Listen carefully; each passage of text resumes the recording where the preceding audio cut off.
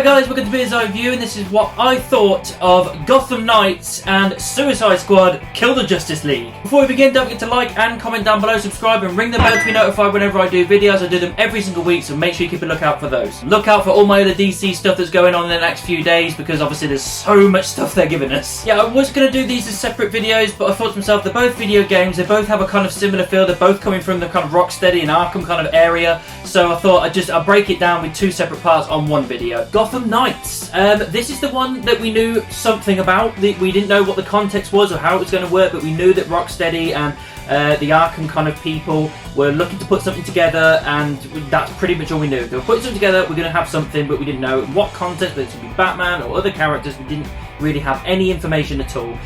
So this was a nice kind of surprise to find out a bit more context of where it's placed, what's going on, and I'll be honest, it looks pretty decent. I say that because most of the time if you don't have Batman and Joker, you're kind of thinking, oh, is it going to be any good?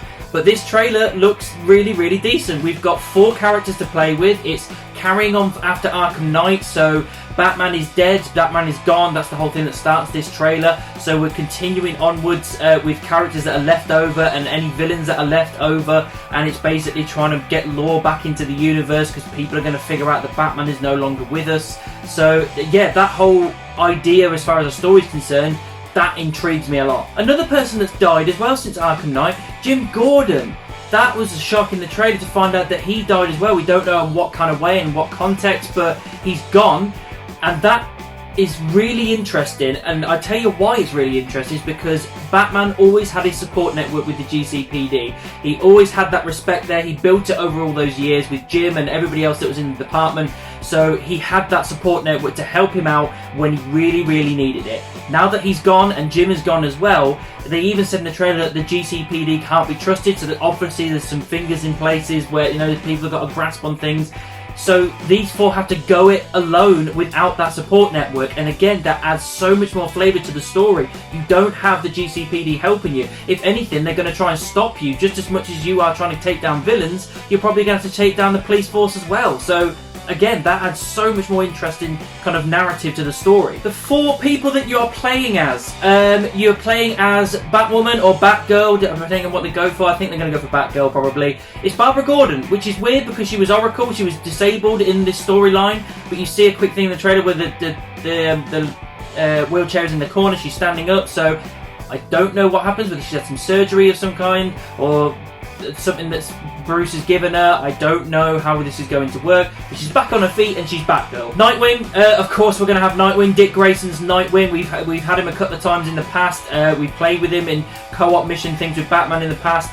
I love Nightwing, great character, glad we're getting him. The last 2 are the interesting ones. Damian Wayne, I think, is playing Robin. I'm pretty confident that it is Damian Wayne. The outfit looks pretty cool. It looks a little bit more kind of Damian Wayne-esque. I'm pretty confident that it is him. I don't think it's Tim Drake because the kid just looks too young to be Tim Drake, given it's the same timeline.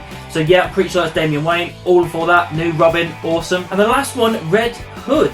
This is really interesting because I'm pretty sure that it's going to be Jason Todd. I'm pretty sure that maybe in the start of the trailer, the guy that decrypts the thing with the scar down him, that I think is Jason Todd. So I'm pretty confident he's gone from being the Arkham Knight to becoming Red Hood and being that vigilante and everything. So it's had that natural progression. I don't think, like I say, Tim Drake is the odd one out here, so I don't know whether maybe he bit the dust as well, or maybe he's retired.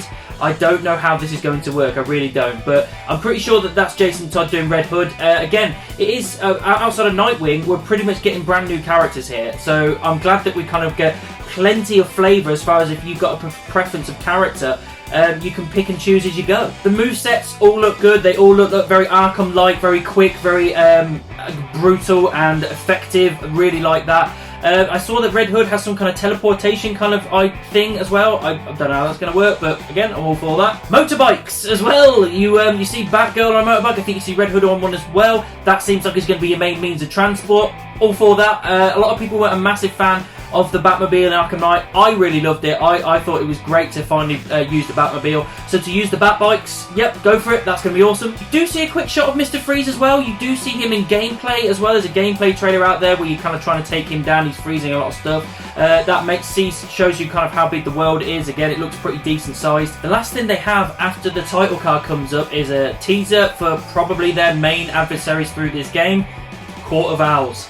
That's something that has been wanted by us for a long time. It was a really good comic book. It was a good storyline. There's rumours that they might use that in the future film-wise, but they're using it here in the game. Looks like it's going to be awesome. It just, again, looks gritty and dark. I think that's a really good idea to bring them in. It's like it's your 4 heavy hitters and then a massive kind of gang of people.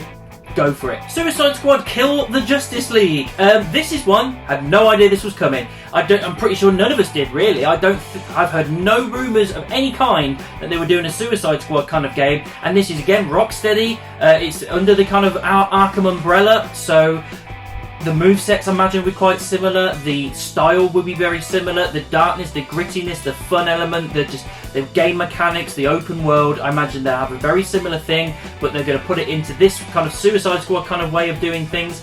And from everything I've seen in this trailer, although, like I say, there's no gameplay in this at all, it's literally just like a story trailer, it still gets me pumped because it just invests me in the characters that they've given us, and it's intriguing to see what they're doing and where they're going with this. It's in Metropolis, so we're not in Gotham, we're in Metropolis, so it's a little bit brighter, it's in the daytime, there's a little bit more flamboyant and colourful, which is great for the Suicide Squad. It looks like, again, they're going to be doing something similar to what they're doing with Gotham Knights.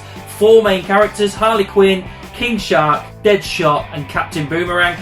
Straight away you establish all these characters as fun and interesting, and you know what they're like and how they function as a team. They're being told to do stuff by Amanda Waller and they're just not doing it, and it's brilliant. It looks like they're going to have a more comedic and fun element into this game rather than the gritty realism of the Arkham game. So again, it's kind of like the flip of the coins on the other side of the coin, and I'm all for that. It looks like one of the main bad guys in this, main villains, I think is Brainiac.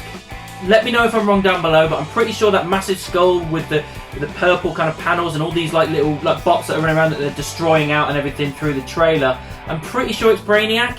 I do love the fact that there's just this comedy aspect of these 4 characters of just lazing around and not doing anything. You think that they are doing stuff for Amanda Waller and they're just lying down with a hangover, not really wanting to do stuff, and then they just kind of knock a few bots out, and then they think they can relax, and then Superman appears saving some bloke, and they're like, oh my god, it's Superman, they saved him, and then Superman just vaporizes this guy and he's standing up there, and they realise there and then that the main target that they're there to try and take down is Superman. Then this is where the Kill the Justice League kind of comes in. I don't know how this is working, whether this is like a Injustice kind of timeline where the Justice League have all gone bad and everything. I don't know how this is going to work. I also don't know how the hell they would take down Superman anyway. But it's very interesting all the same. You look me in the face and tell me I'm wrong, but look at Superman in this. Does he not look like John Cena? Look at the bone structure and just his face. He basically looked like a dark-haired John Cena. Don't tell me that. I won't hear it any other way. It looks like Superman John Cena, which is hilarious. Overall, guys, these trailers were very different. Like I said, there were 2 sides of the same coin here. Dark and gritty with Gotham Knights, carrying on from the story that we know and love with brand new characters and just a lot of fun by the looks of it. Court of Owls looks really great. And then on the other side, we've got Suicide Squad, where it's more flamboyant, it's colourful, it's funny, it's tongue-in-cheek, it's brighter, it looks a little bit more kind of, I don't know, just more, not fun's probably the wrong word, because the Arkham games are fun anyway. It just looks a little bit more, doesn't take itself too seriously kind of thing, and I'm all for that. So I'm really interested in both of these games. They look like they're kind of going to run parallel together, I reckon. Yeah, I think these trailers were great. They were interesting. I'm intrigued to see what happens. I'm intrigued to see when they're released. I think these games look like they're going to knock it out of the park. So that's what I thought, the Gotham Knights and Suicide Squad game trailers. What did you think about them? Let me know down in the comments. Make sure you subscribe and ring the bell. If you want to find me on social media, any of these, all links are in the description, and I'll see you soon.